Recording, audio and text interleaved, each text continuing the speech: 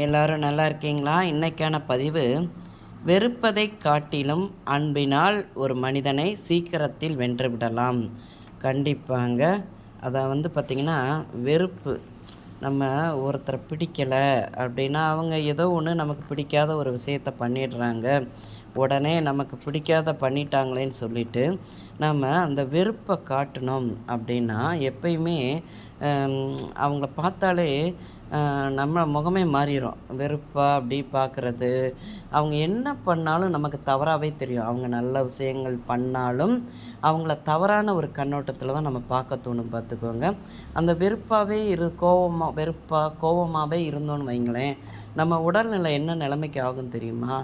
ரொம்ப மோசமாக போயிடும். அதனால் நம்ம முடிந்த வரைக்கும் அன்பு, இந்த உலகத்தில் விலைமதிக்க முடியாத இதுனா அன்பு தாங்க.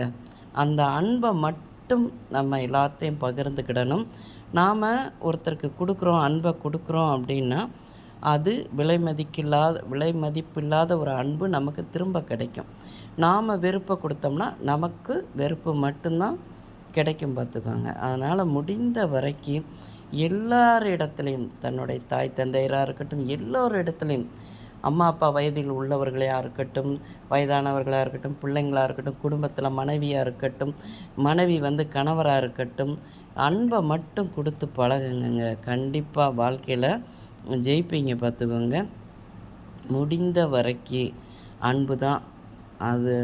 அந்த அன்புக்கு ஈடு இணை எதுவுமே கிடையாது.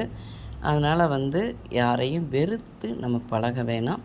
அன்பை மட்டும் கொடுப்போம், நல்லதையே செய்வோம். இந்த பதிவு உங்களுக்கு பிடிச்சிருந்தால் பார்வதி வீட்டு சமையலுக்கு ஆதரவு கொடுங்க. ஓம் சாய்ராம்.